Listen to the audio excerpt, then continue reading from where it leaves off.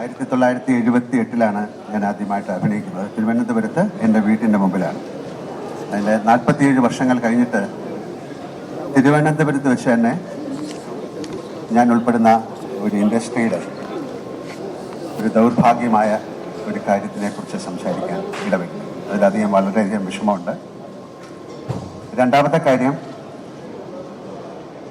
ഞാൻ ഇത്തരം പ്രസ് കോൺഫറൻസുകൾ നേരിടുന്ന ഒരാളല്ല. എനിക്ക് വളരെ ആധികാരികമായിട്ട് സംസാരിക്കാൻ അറിഞ്ഞുകൂടാ. ഇത്തരം എന്താ പറയേണ്ട ഒരു സംസാരത്തിലേക്ക് എനിക്ക് എത്തിച്ചേരാൻ കഴിയുന്നത് എനിക്ക് തോന്നുന്ന സത്യങ്ങളും എൻ്റെ ശരിയും എൻ്റെ യുക്തിയും എൻ്റെ ബുദ്ധിയുമാണ്. അതുകൊണ്ട് എന്നോട് വല്ലാത്ത ചോദ്യങ്ങൾ ചോദിച്ചാൽ എനിക്ക് മറുപടി പറയാൻ സാധിക്കും. അടുത്തത്, ഇങ്ങനെ ഒരു സംഭവം മലയാള സിനിമയിൽ നടന്നു. മോഹൻലാൽ എവിടെയായിരുന്നു, ഒളിച്ചോടിപ്പോയി എന്നൊക്കെ പറഞ്ഞു. ഞാൻ ഒരിടത്തേക്ക് ഒളിച്ചോടിപ്പോയിട്ടില്ല. ഞാൻ നിങ്ങളുടെ ഒപ്പം കഴിഞ്ഞ 47 വർഷമായിട്ട് സഞ്ചരിക്കുന്ന ആളാണ്. ഇവിടെ ഇരിക്കുന്ന ഒരുപാട് മുഖങ്ങളെ എനിക്കറിയാം. അവരുമായിട്ടൊക്കെ നല്ല സൗഹാർദ്ദത്തിൽ തന്നെയാണ് ഇത്രയും കാലം ഞാൻ സഞ്ചരിച്ചിട്ടുള്ളത്. അതുകൊണ്ട് ഒളിച്ചോടിപ്പോയിട്ടില്ല. എൻ്റെ വ്യക്തിപരമായ കാരണങ്ങൾ, ഞാൻ കഴിഞ്ഞ കുറേ നാളുകളായിട്ട് കേരളത്തിലില്ലായിരുന്നു. ഞാൻ ഗുജറാത്തിലായിരുന്നു, പിന്നെ ബോംബെയിലായിരുന്നു, മദ്രാസിലായിരുന്നു. അതിൽ ഏറ്റവും പ്രധാനപ്പെട്ട ഒരു കാര്യം എന്ന് പറഞ്ഞാൽ എൻ്റെ ഭാര്യയുടെ ഒരു സർജറിയുമായി ബന്ധപ്പെട്ട് എനിക്ക് ഹോസ്പിറ്റലിൽ ഇരിക്കേണ്ടി വന്നു. അതിൽ നിന്ന് പൂർണ്ണമായി ഒഴിഞ്ഞു മാറിയില്ല. പക്ഷേ നമുക്കൊരു ഒരു പ്രസിഡന്റ് അല്ലെങ്കിൽ സെക്രട്ടറി അങ്ങനെയുള്ള ഒരു സ്ഥാനത്തും തുടരാൻ ആർക്കും അധികാരമില്ല. എല്ലാവരോടും ചോദിച്ചു, അവരുടെ അനുവാദം വാങ്ങിച്ചിട്ടാണ് ചെയ്തത്. അതൊരു ഗൂഗിൾ മീറ്റിലൂടെ ഞങ്ങൾ റിപ്പോർട്ട് ചെയ്തിട്ടുണ്ട്. നമ്മൾ മിനിറ്റ്സ് റെക്കോർഡ് ചെയ്തിട്ടുണ്ട്. ഞങ്ങൾ എന്താണ് ചെയ്യേണ്ടത്? മലയാള സിനിമയ്ക്ക് പെട്ടെന്ന് ഇതൊരു ഇൻഡസ്ട്രി തകർന്നു പോകുന്ന ഒരു കാര്യമാണ്. ഇത്രയും 10,000 ജോലി ചെയ്യുന്ന ആൾക്കാർ ജോലി ചെയ്യുന്നതാണ്. ഞാൻ എൻ്റെ ജീവിതം തുടങ്ങുന്നത് മദ്രാസിൽ നിന്നാണ്. അന്നൊന്നും ഒരു തരത്തിലുള്ള സൗകര്യങ്ങളുമില്ല. ആ സൗകര്യങ്ങളിൽ നിന്ന് പിന്നെ മലയാളം എൻറ്റിറ്റി വൈസ് ചെറിയൊരു സ്ഥലമാണ് കേരളം. ഞങ്ങൾ വളരെയധികം കഷ്ടപ്പെട്ടു. കഷ്ടപ്പാടിനെ കുറിച്ച് പറയല്ല, വളരെ കഷ്ടപ്പെട്ട് ഉണ്ടാക്കിയെടുത്ത ഒരു ഇൻഡസ്ട്രിയാണ്. ഒരുപാട് നല്ല ആക്ടേഴ്സ് ഉണ്ടായിരുന്ന ഇൻഡസ്ട്രിയാണ്, ഉള്ള ഇൻഡസ്ട്രിയാണ്, ഉണ്ടാകാൻ പോകുന്ന ഇൻഡസ്ട്രിയാണ്. മറ്റ് ഭാഷകളിലേക്കൊക്കെ പോകുമ്പോഴാണ് നമ്മുടെ സിനിമയുടെ മഹത്വം അറിയുന്നത്. അപ്പോൾ ദയവ് ചെയ്ത് ഈ ഒരു ഫോക്കസ് ഞങ്ങളിലേക്ക് മാത്രമായി ഈ സിനിമ ഇൻഡസ്ട്രിയെ തകർക്കരുത് എന്നൊരു അഭിപ്രായം എനിക്കുണ്ട്. കാരണം എല്ലായിടത്തും ഇതിനെ പുറകെ ഒരു സർക്കാരുണ്ട്, അവരെ നിയമിച്ച ഒരു കമ്മിറ്റിയുണ്ട്, സർക്കാർ അതിനുള്ള തീരുമാനങ്ങൾ എടുക്കുന്നുണ്ട്, പോലീസുണ്ട്. ഇതിൽ ഒരു കുറ്റം ചെയ്തു എന്ന് പറയുന്നവർക്ക് പിന്നാലെ പോലീസുണ്ട്, അതിൻ്റെ റിപ്പോർട്ടുകൾ തയ്യാറാക്കിക്കൊണ്ടിരിക്കുകയാണ്. ഇത് കോടതി വരെ എത്തി നിൽക്കുന്നൊരു വിഷയമാണ്. അപ്പോൾ അതിൽ ആധികാരികമായിട്ട് ഒരു അഭിപ്രായം എന്നോട് ചോദിച്ചു കഴിഞ്ഞാൽ എനിക്കാണ് അല്ല എന്ന് പറയാൻ ഉള്ളൊരു അവസരം എനിക്കില്ല, ഞാൻ പറയില്ല. അപ്പോൾ എനിക്ക് പറയാനുള്ള, ദയവ് ചെയ്ത് നിങ്ങൾ ആലോചിക്കൂ, എത്രയോ 10,000 ജോലിക്കാരുള്ള ഒരു വലിയ സംഘടനയാണ് മലയാളം സിനിമ ഇൻഡസ്ട്രി. അത് മുന്നോട്ട് ചലിക്കണമെങ്കിൽ, അല്ലെങ്കിൽ ഇത് വളരെ നിശ്ചലമായി പോകും. അമ്മ അസോസിയേഷന് ഒരുപാട് തെറ്റിദ്ധാരണകളുണ്ട്, അല്ലെങ്കിൽ വിയോജിപ്പുകളുണ്ട്. അതുകൊണ്ട് തന്നെയാണ് വീണ്ടും ഇമ്മീഡിയറ്റ് ആയിട്ട് നമുക്ക് ചെയ്യാൻ പറ്റുന്നത് എന്താണ് എന്ന് പറഞ്ഞാൽ, ഞാൻ അതിൻ്റെ പ്രസിഡൻ്റായിരുന്ന സമയത്ത് ഞങ്ങളെടുത്ത തീരുമാനങ്ങൾ നമുക്കിതിൽ നിന്ന് മാറി നിന്നുകൊണ്ട്, ഒരുപാട് പേര് പറയുന്നു ഇങ്ങനെയല്ല ചെയ്യേണ്ടത്, ഇങ്ങനെയാണ് ചെയ്യേണ്ടത്, അത് ചെയ്തത് ശരിയായില്ല. അവർ വരട്ടെ മുന്നോട്ട്, ഒരു ഇലക്ഷൻ വെക്കാം, ഒരു ജനറൽ ബോഡി വിളിക്കാം, അതിൽ ആർക്ക് വേണമെങ്കിൽ ഏത് സ്ഥാനത്തേക്ക് മത്സരിക്കാം. ഇനി മത്സരിക്കാതെ ഒരു തീരുമാനമെടുക്കാം, അവർക്ക് അമ്മ എന്ന് പറയുന്ന സംഘടനയെ ഞങ്ങളെക്കാട്ടിലും മുന്നോട്ട് നയിക്കാം. ഇതൊരു തോൽവിയോ അല്ലെങ്കിൽ ഒളിച്ചോട്ടമോ എന്നല്ല, ദൈവീതം മനസ്സിലാക്കുക. ഇവിടെ വീണ്ടും നിന്ന് കഴിഞ്ഞാൽ വീണ്ടും ആ ആരോപണങ്ങൾ മുഴുവൻ ഞങ്ങളിലേക്കാണ് വരുന്നത്, അൺനെസസറി ആയിട്ട്. അപ്പോൾ അത് നിർത്തിക്കൊണ്ട് നമുക്ക് ഈ മലയാള സിനിമയെ തീർച്ചയായിട്ടും രക്ഷിക്കണം. എന്താണ് അതിലോട്ടുള്ള കാരണം? ഹിമ കമ്മിറ്റി റിപ്പോർട്ടിൽ ഒരുപാട് പോസിബിലിറ്റീസാണ് അവർ പറയുന്നത്. മറ്റ് ഭാഷകളിൽ നിന്നെല്ലാം ഇത്തരത്തിലുള്ള കാര്യങ്ങൾ വേണമെന്നുള്ള നിർദ്ദേശം വന്നിട്ടുണ്ട്. അത് സംസ്ഥാന സർക്കാർ എടുത്ത നല്ല തീരുമാനമായിട്ടാണ് ഞാൻ കാണുന്നത്, ഹിമ കമ്മിറ്റി റിപ്പോർട്ട്. അപ്പോൾ അത് വരട്ടെ, അതിലെന്താണ് പറഞ്ഞിരിക്കുന്നത്. അതിൽ ഇത്തരം കാര്യങ്ങളെക്കാളും കൂടുതൽ എങ്ങനെയാണ് നമുക്ക് ഒരു നല്ല ഒരു ഇൻഡസ്ട്രി ആയിട്ട് ഇത് മുന്നോട്ട് പോകാൻ സാധിക്കും എന്നുള്ളതാണ് കൂടുതൽ പറഞ്ഞിരിക്കുന്നത്. നമുക്ക് എല്ലാവർക്കും ചേർന്ന്, മീഡിയ ഉൾപ്പെടെ, നിങ്ങൾ വളരെയധികം സഹായം ഞങ്ങൾക്ക് ചെയ്തിട്ടുണ്ട്. കാരണം അമ്മയ്ക്ക് ഏറ്റവും കൂടുതൽ നല്ല ഷോകൾ തന്നിരിക്കുന്ന മീഡിയയാണ്. ഞങ്ങളിപ്പോൾ പോലും മനോരമ അവരുമായിട്ടൊരു അസോസിയേഷനിൽ ചേർന്ന് ഞങ്ങളൊരു ഷോ ചെയ്തിട്ട് അതിൽ നിന്ന് കിട്ടുന്ന ആ ബെനിഫിറ്റ് ഞങ്ങൾ വയനാടിന് കൊടുക്കാൻ തീരുമാനിച്ചിരിക്കുകയാണ്. അതുപോലെ കാർഗിൽ ഷോയ്ക്ക് സമയത്ത് ഞങ്ങൾ ചെയ്തിരുന്നു, പ്രളയത്തിൻ്റെ കാര്യത്തിൽ ചെയ്തിരുന്നു. അല്ലാതെ ഒരുപാട് ചാരിറ്റി പ്രവർത്തനങ്ങൾ ഞങ്ങൾ ചെയ്യുന്നുണ്ട്. പലർക്കും അറിഞ്ഞുകൂടാത്ത പല കാര്യങ്ങൾ ഞങ്ങൾ ചെയ്യുന്നു. അപ്പോൾ ഇതൊരു വലിയ ഇൻഡസ്ട്രിയാണ്, വളരെ കഷ്ടപ്പെട്ട് പടുത്തുയർത്ത ഇൻഡസ്ട്രിയാണ്.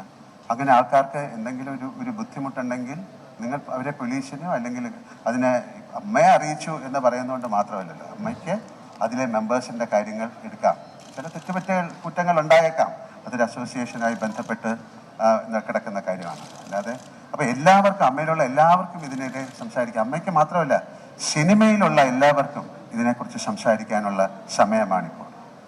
കാര്യം ഒരാൾ മാത്രം ക്രൂശിക്കപ്പെടുക അല്ലെങ്കിൽ ഒരു സംഘടന മാത്രം ക്രൂശിക്കപ്പെടുക എന്ന് പറയുന്നത് ശരിയല്ല. ഒരുപാട് സംഘടനകളുള്ള ഒരു വലിയ ബൃഹത്തായ ഒരു ഇൻഡസ്ട്രിയാണ് സിനിമ. നമുക്ക് മറ്റു ഭാഷകളിൽ നിന്നൊക്കെ നമ്മളെ വിളിച്ച് ചോദിക്കുന്നുണ്ട് ഞങ്ങൾ എന്താണ് ചെയ്യേണ്ടത്. അപ്പോൾ നിങ്ങളൊരു കമ്മിറ്റി അതുപോലെ തുടങ്ങാനാണ് പറഞ്ഞത്. ഒരുപാട് പേർക്കുള്ള പ്രോബ്ലം ഇവിടെ നിന്ന് തുടങ്ങട്ടെ, കേരളത്തിൽ നിന്ന് ഒരു വലിയ മൂവ്മെൻ്റ് ആയിട്ട് ഇത് മാറട്ടെ. ഇത് എല്ലാ മേഖലയിലും വരണം എന്നാണ് ഞാൻ ആഗ്രഹിക്കുന്നത്. ദയവ് ചെയ്ത് നിങ്ങൾ എല്ലാവരും കൂടെ സഹകരിച്ച് ഈ ഒരു ക്രൈസിസിനെ, നമുക്കിപ്പം ഇതിനു മുമ്പ് എന്താണ് നടന്നത്, വളരെ ഇന്ത്യ കാണാത്ത ഒരു വലിയ ദുരന്തമാണ് നടന്നത്, ഒരു ഉരുൾപൊട്ടൽ. പക്ഷെ അതിനെയൊക്കെ നമ്മൾ അതിജീവിച്ചു. പ്രളയം, അതൊക്കെ അതിജീവിച്ചു. നിരപരാധിയായ ഒരുപാട് പേര് അതിൽ ഒഴിച്ചു പോയിട്ടുണ്ടാകും. പക്ഷെ അതൊക്കെ മറന്നുകൊണ്ട് നമുക്കിതിനെ റീകൺസ്ട്രക്ട് ചെയ്തെടുക്കണം. കാര്യം ഈ ഒരു വലിയ ഇൻഡസ്ട്രി തകർന്നു പോയാൽ ഒരു പക്ഷേ നിങ്ങൾക്ക് എല്ലാവർക്കും സ്നേഹമുള്ള ഒരുപാട് പേര് നിസ്സഹായരായി നോക്കി നിൽക്കേണ്ടി വരും. അത് വളരെ പാവപ്പെട്ട ആൾക്കാരുണ്ട്, അതിന് സിനിമയിൽ അഭിനയിക്കുന്നവരുണ്ട്, അഭിനയിക്കാത്തവരുണ്ട്. പിന്നെ ഇത്തരം ആളുകൾക്കുള്ള എങ്ങനെയാണ് ഇവർക്കൊക്കെ ഒരു ജൂനിയർ ആർട്ടിസ്റ്റ് എന്ന് പറയുന്നവർക്ക് ഒരു അസോസിയേഷൻ ഉണ്ടാകണം. കാര്യം നമ്മൾ പലപ്പോഴും പോകുമ്പോൾ അതൊരു ഏജൻസിയാണ്, അവരാണ് നമുക്ക് അവരെ ആൾക്കാരെ കൊണ്ടുവരുന്നത്. അപ്പോൾ അവരുടെ കാര്യങ്ങൾ നോക്കണം. എന്തെങ്കിലും കംപ്ലൈൻറ്റ് ഉണ്ടെങ്കിൽ അവർക്ക് കൊടുക്കണം.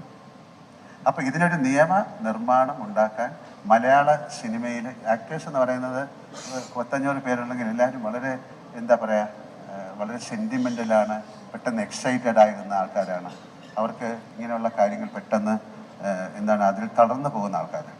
അപ്പോൾ അവരെ തളർത്താതെ ദയവ് ചെയ്ത് എങ്ങോട്ടേക്കാണെന്ന് പറയാൻ എനിക്ക് ബുദ്ധിമുട്ടാണ്. കാരണം വളരെയധികം സങ്കടം.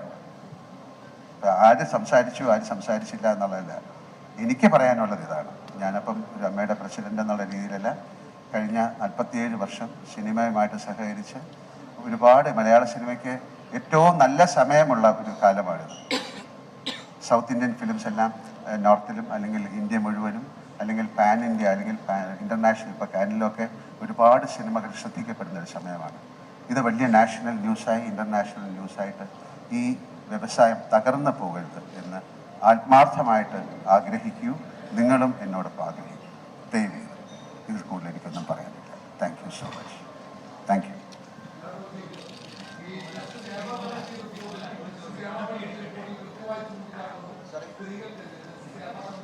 ഞാൻ ഇതിൽ കൂടുതൽ എന്താണ് പറയാനുള്ളത്? ഞാൻ പറഞ്ഞതിൽ എൻ്റെ അഭിപ്രായം ദയവ് ചെയ്ത് മനസ്സിലാക്കുക. നിങ്ങൾ ചോദിക്കുന്ന ചോദ്യങ്ങൾക്ക് എനിക്ക് മറുപടി പറയാൻ സാധിക്കില്ല. കേരള പോലീസിനെ കേരള പോലീസല്ലേ നോക്കണ്ട, ഞാനാണോ?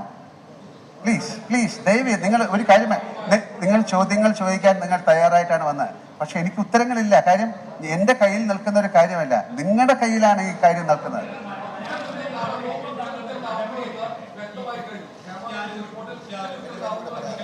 രണ്ട് പേരും കൂടെ പറഞ്ഞു.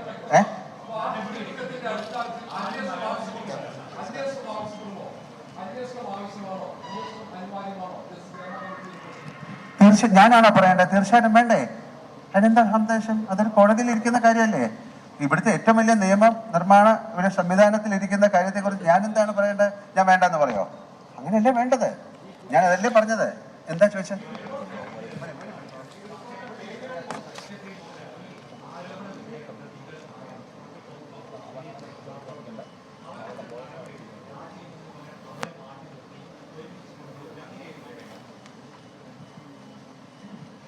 അതിനെക്കുറിച്ച് ഞാൻ എന്താ പറയേണ്ടത്? അതിനൊരു വിധേയരായവരല്ലേ, എന്താണെന്നൊന്നും അറിയില്ല.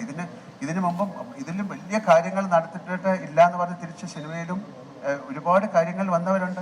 സിനിമയിൽ മാത്രമല്ല, അതിലിപ്പോൾ നമ്മൾ പെട്ടെന്നൊരു തീരുമാനമെടുക്കാൻ ഞങ്ങൾക്ക് സാധിക്കുന്നില്ല.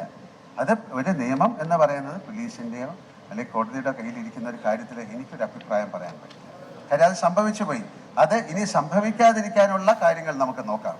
അത് സംഭവിപ്പിക്കാതിരിക്കാനുള്ള കാര്യങ്ങളിലേക്ക് നമുക്ക് നോക്കാം. ഇപ്പം ഞാൻ വീണ്ടും പറയുന്നത്, നിങ്ങളുടെയും കൂടെ ഉത്തരവാദിത്തമാണ്. നിങ്ങൾക്ക് എന്നെ അറിയില്ലേ, ഞങ്ങളെ അറിയില്ലേ?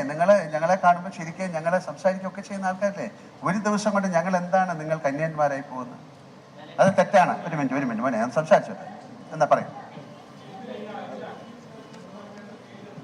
അത് ഞാൻ പറഞ്ഞ ഇത് തന്നെ നിങ്ങൾ ചോദിച്ചാൽ ഞാൻ എന്താ പറയണ്ടത്? എനിക്കതിനെക്കുറിച്ച് അറിയില്ല. തീർച്ചയായിട്ടും അതല്ലേ പറഞ്ഞത്, അതിന് നിയമമുണ്ട്, തീർച്ചയായിട്ടും കൊണ്ടുവരണം. ഞാൻ വിചാരിച്ചാലാണോ നടക്കുന്നത്? അതിന് പോലീസുണ്ട്, ഒരു ഗവൺമെന്റ് മെഷീനറി ഉണ്ട്, കോടതിയുണ്ട്.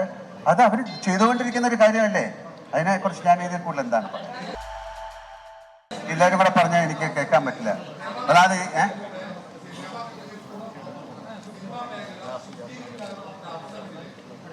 അതെ, ഇതെന്തിനാ എന്നോട് ചോദിക്കുന്നത്? ഞാൻ പറഞ്ഞ മുഴുവൻ അതല്ലേ.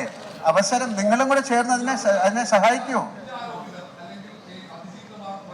ഞാൻ എന്താ പറയണ്ട അദ്ദേഹത്തിനോട്?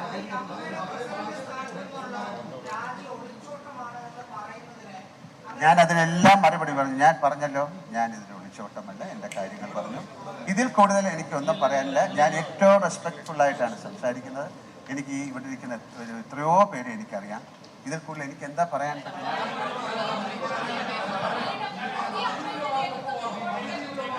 ഞാൻ ആർക്കാണ് മറുപടി പറയേണ്ടത്? തീർച്ചയായിട്ടും എന്താ മനസ്സിലായി?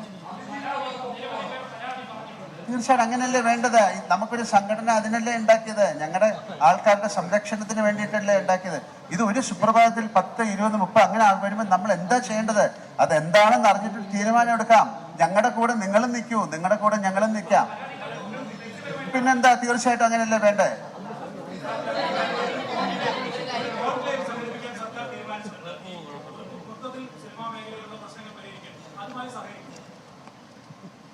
എൻ്റെ അടുത്ത് ചോദിച്ചാൽ ഞാൻ എന്താ പറയണ്ടേ? അത് നല്ലൊരു കാര്യത്തിനാണെങ്കിൽ തീർച്ചയായിട്ടും നിങ്ങൾ സഹകരിക്കോ? അപ്പൊ ഞങ്ങൾ ഉറപ്പായിട്ട് സഹകരിക്കും. കാര്യം അതല്ലേ, ഒരു ശുദ്ധീകരണത്തിന്, ഒരു നല്ല കാര്യത്തിന്, നടക്കുന്ന ഒരു കാര്യത്തിന് നിങ്ങൾ സഹകരിക്കുമെന്നുള്ള ചോദ്യം അത് പ്രസക്തമല്ല. ആണ്, സഹകരിക്കും. എന്താ മാഡം?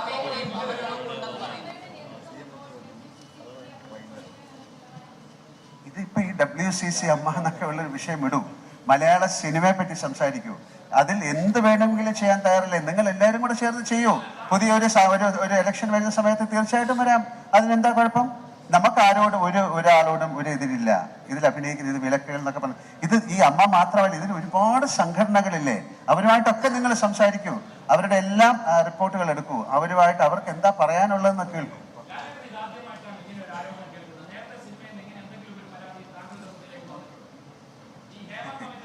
അല്ല, അങ്ങനെ റിപ്പോർട്ടല്ല. നിങ്ങൾ കേട്ടിട്ടുണ്ടോ?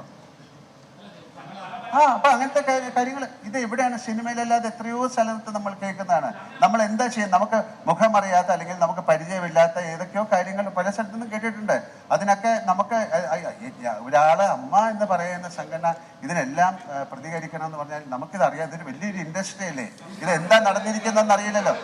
ഒരു മിനിറ്റ് ഞാനൊന്ന് പറഞ്ഞോട്ടെ. അപ്പോൾ ഇപ്പൊ കൺസേൺഡ് 21 യൂണിയനുകളുണ്ട്. അതിൽ എന്തെങ്കിലും പ്രോബ്ലം ഉണ്ടെങ്കിൽ അവരെല്ലാം അറിയിക്കണ്ടേ?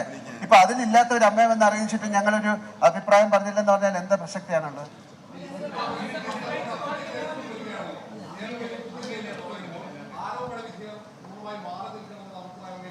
എന്താണ് ഇതിന്റെ ഒരു കാര്യം നടന്നുകൊണ്ടിരിക്കുകയല്ലേ? 2 മാസം അതിനുള്ളിൽ നമുക്കിതറിയാം. ഇതറിഞ്ഞിട്ട് എന്താന്ന് വെച്ചാൽ തീരുമാനിക്കാം. അപ്പൊ നിങ്ങൾ സഹകരിക്കൂ പ്ലീസ്. എനിക്ക് ബിബി ജോൺ സാറിന്റെ ഒരു അനുസ്മരണത്തിന് പോകാനുള്ളത്. അത് എന്റെ സുഹൃത്തെ, ഞാൻ അതിന്റെ ഇപ്പൊ പറഞ്ഞു. ശരി, വളരെ എനിക്ക് ബേബി ജോൺ സാർ ഒരു മിനിറ്റ് ബേബി ജോൺ സാറിന്റെ ഒരു അനുസ്മരണത്തിന് പോകേണ്ടതാണ്.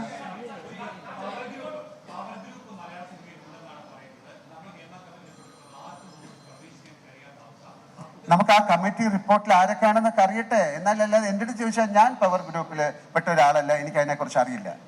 ഇങ്ങനെ അറിയുമോ എന്ന് ചോദിച്ചാൽ അങ്ങനെ ഒരു സംഭവം ഞാൻ ആദ്യമായിട്ടാണ് കേൾക്കുന്നത്. നമുക്ക് ആ റിപ്പോർട്ട് വരട്ടെ, നിങ്ങൾ വെയിറ്റ് ചെയ്യൂ. ഞാൻ എങ്ങനെയാണ് കാണുന്നത് ഈ റിപ്പോർട്ട്? എന്നെ വിളിച്ചതാണ്, ഞാൻ പോയി സംസാരിച്ചിട്ടുണ്ട്. അതെങ്ങനെ അതൊരു അങ്ങനെ ഗോപ്യമായി വെച്ചിരിക്കുന്ന ആ റിപ്പോർട്ടുകളിൽ പറയുന്ന കാര്യങ്ങൾ ഇപ്പം നമുക്ക് എങ്ങനെയാണ് പറയുന്നത്? അത് കോടതിയിൽ ഇരിക്കുന്ന ഒരു കാര്യമാണ്. അവരത് പഠിച്ചിട്ട് പറയട്ടെ. എനിക്കില്ലേ, നിങ്ങൾക്ക് വെള്ള അറിവാണ് എനിക്കും.